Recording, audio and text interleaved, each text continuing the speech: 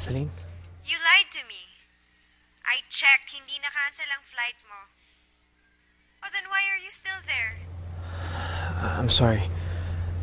Naisip ko lang na baka magalit ka pag sinabi ko si Precious ang dahilan ng pag-alis ko dito. Ayoko na makipagtalo sa'yo.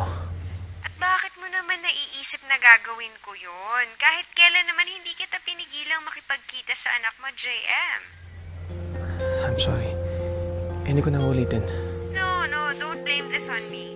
I don't want your apology. I want the truth. Tell me, dahil lang ba talaga to kay Precious? Or is it because of someone else?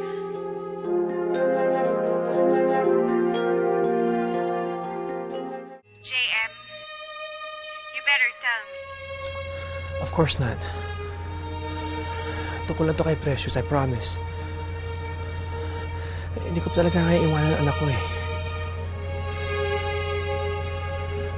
Look, Celine. Uuwi naman din ako. Hindi lang ngayon. Just give me more time. Dapat inamin mo sa akin nung una pa lang na si Precious ang dahilan. I'm not unreasonable, JM. Hindi rin makitid ang utak ko. Ilang beses ko ba kailangan ulitin yun sa'yo? Maiintindihan ko naman kung sinabi mo sa akin agad. You know, I'm sorry kung nag-blow up na naman ako. It's just that ang hirap kasi ng ganito. You're so far away. I have so much work. And hindi man lang tayo nag-uusap. I'm sorry.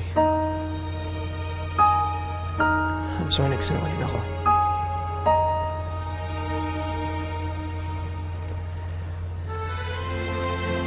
Hindi ko lang talaga kaya iwanan ang anak ko.